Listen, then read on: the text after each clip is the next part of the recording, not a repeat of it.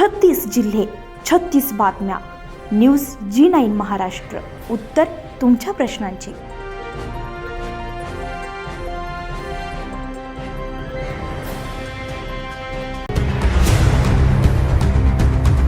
शिक्षकांच्या हातात खडू असावा की सर्वेक्षणाची कागदपत्र आणि ग्रामसेवकांनी गावाचा कारभार सांभाळावा का BLOचे काम करावे, असा एक संतप्त प्रश्न आता भोकरदन तालुक्यातून उपस्थित केला जातोय. पाहुयात आमचे भोकरदन तालुका प्रतिनिधी मजहर पठाण यांचा हा विशेष ग्राउंड रिपोर्ट.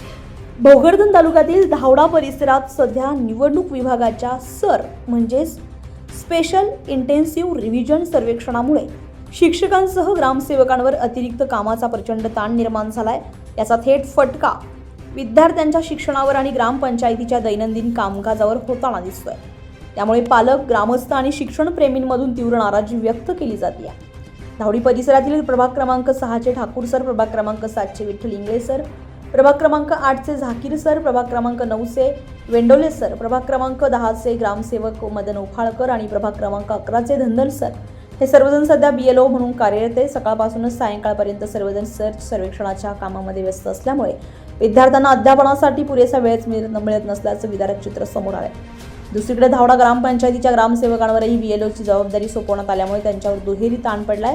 एकीकडे ग्रामपंचायतीचा प्रशासकीय कारभार, नागरिकांची दाखले, प्रमाणपत्रे, शासकीय योजना आणि विकास कामे, तर दुसरीकडे हे सर्वेक्षणाचं काम.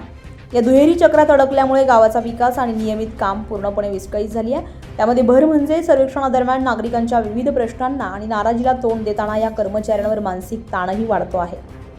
शिक्षक हे राष्ट्र निर्मितीचे शिल्पकार आहेत आणि ग्रामसेवक हे गावाच्या विकासाचा कणा. या दोन्ही घटकांना जर अशा अशैक्षणिक कामांत गुंतवून ठेवलं तर शिक्षणाची गुणवत्ता आणि ग्रामविकास दोन्ही धोक्यात येईल, यात शंका नाही आहे.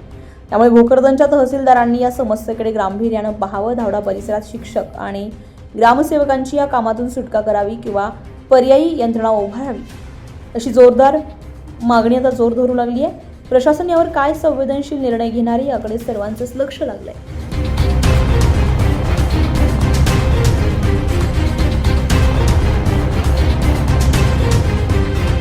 न्यूज G9 महाराष्ट्रासाठी भोकरदन तालुका प्रतिनिधी मजहर पठाण यांच्यासह ब्युरो रिपोर्ट, भोकरदन.